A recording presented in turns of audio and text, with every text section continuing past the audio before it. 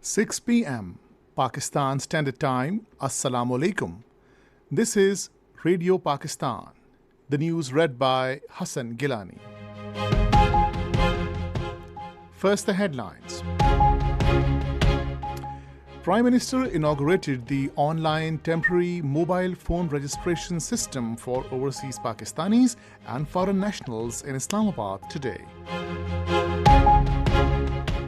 Finance Minister says total current account deficit during the last fiscal year declined to $2.56 billion due to good economic management by the country.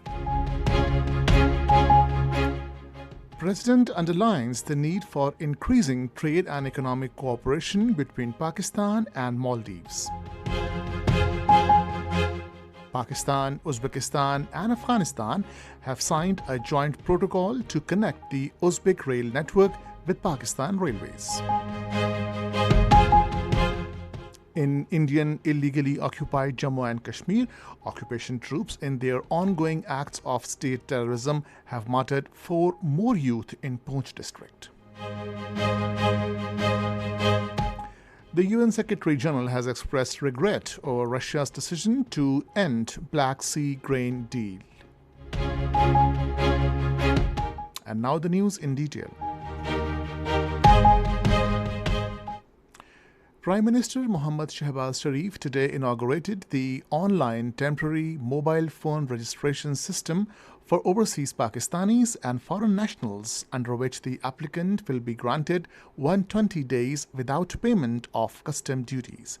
The system will enable overseas Pakistanis and foreign nationals to avail this facility to use their personal phones while visiting Pakistan.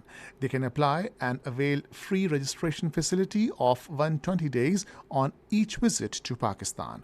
Overseas Pakistanis, students studying abroad, labor working abroad, foreign nationals visiting Pakistan for tourism or business purposes can benefit from this facility. Addressing the inaugural ceremony, the Prime Minister said Pakistani youth is making significant progress in the field of information technology. Shehbaz Sharif said Special Investment Facilitation Council has been constituted in Pakistan to attract foreign investment and revive country's economy.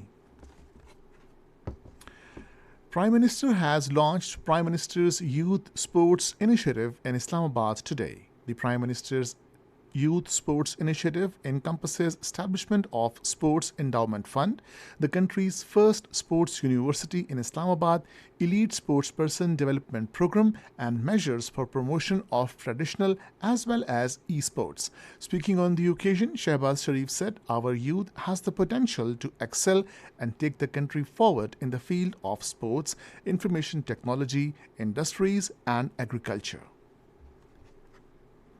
In his remarks on the occasion, Minister for Inter-Provincial Coordination Ehsanur Rahman Mazari said a number of initiatives have been taken over the last 15 months to further improve sports infrastructure in the country. He said a sports policy has been prepared to promote various sports. Special Assistant on Youth Affairs Shaza Fatma Khaja said the sports elements have been included in the Prime Minister's youth program, under which talent hunt program for hockey, football and volleyball have been conducted across the country. She was confident that this talent will further earn fame for Pakistan at the international level. Prime Minister Shehbaz Sharif has said the country's foreign exchange reserves have further increased by $600 million. Speaking at an event in connection with the launching of the Prime Minister's Youth Sports Initiative in Islamabad today, he said, Exim Bank of China has provided this rollover to the country. The Prime Minister said, "Our foreign exchange reserves are increasing, but we want to do it not through loans, but by generating our own income." Minister for Finance Mohammad Ishaq Dar says total current account deficit during the last fiscal year declined to $2.56 billion due to good economic management by the government. In a video message today, he said the country has witnessed current account surplus $334 million during the last month. The finance minister said this is for the fourth consecutive month that Pakistan has been witnessing surplus in current account due to proper management of the economy. He said the incumbent government not only fulfilled all its sovereign commitments but also left no chance for the country's default. He said this was the answer to those pundits who had left around 17 billion current account deficit last year and even $19 billion in the past. Ishaq Dar said Pakistan is in safe zone now. The finance minister said when Mohammad Shehbaz Sharif assumed power as prime minister, the country's total reserves were between $14 and $15 billion. He said despite making all due sovereign payments, the government will leave the country's reserve at the same level of $14 to $15 billion when it completes its constitutional term. President Dr. Arif Alvi has underlined the need for increasing trade and economic cooperation between Pakistan and Maldives for the mutual benefit of both countries. Talking to the outgoing High Commissioner of Maldives to Pakistan, Ms. Farzana Zahir, who called on him in Islamabad today, he said there is a great potential to expand bilateral trade and export of Pakistani products to Maldives, particularly textiles, fabrics, rice, cement, and pharmaceutical. The president highlighted that Pakistan attaches immense importance to its relations with Maldives in bilateral context and within the framework of SAARC, OIC, UN, and Commonwealth. This is Radio Pakistan. Pakistan, Uzbekistan, and Afghanistan have signed a joint protocol to connect the Uzbek rail network with Pakistan Railways. The route for this connection will pass through Termez in Uzbekistan, Mazar Sharif and Logar in Afghanistan, and culminate in Pakistan via the Kharlachi border crossing in Kurram.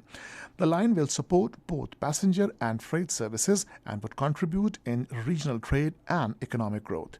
Representatives of the respective countries signed the protocol in Islamabad today in the presence of Minister for Railways Saad Rafiq and Finance Minister Ishaq Dar.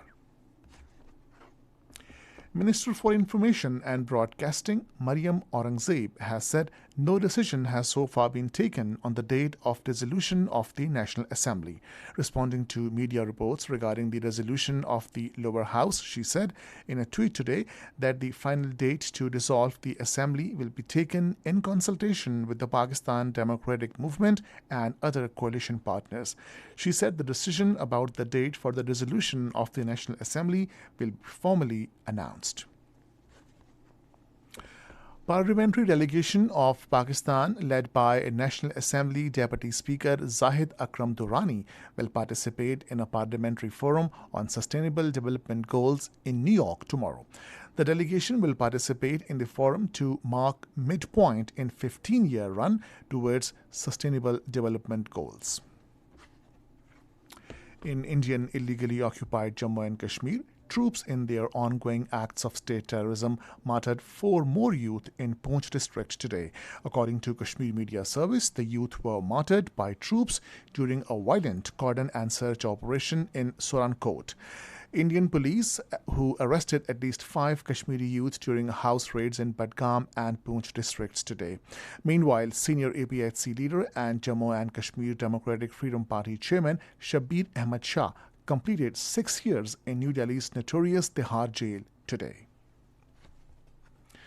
The United Nations Secretary General Antonio Guterres has expressed regret over Russia's decision to end Black Sea grain deal.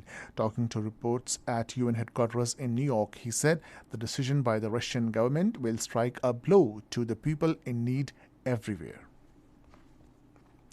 Palestinian Prime Minister Mohammad Shataya says Palestinian territories face complex conditions in the face of economic blockade by Israel.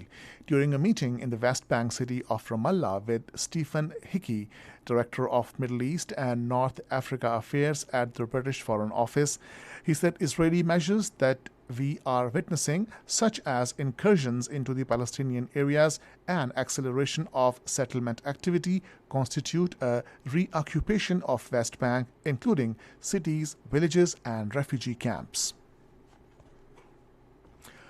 On the third day of first cricket test against Pakistan at Galle, Sri Lanka in their second innings were 14 without any loss at stumps today. Earlier, Pakistan in their first innings were all out for 461 runs. For Pakistan, Saud Shakil remained unbeaten with 208 runs. Sri Lanka in their first innings were all out for 312 runs and now trail by 135 runs. Finally, the weather. Hot and humid weather is likely in most plain areas of the country during the next 12 hours. However, rain, wind, thundershower is expected in northeast Punjab, Potoha region, Upper Khyber Pakhtunkhwa, northeast Balochistan, and Kashmir. And that is the end of the news. For more news and analysis, log on to our website radio.gov.pk and also watch live video streaming of our bulletins on the link facebook.com/Radio Pakistan News Official.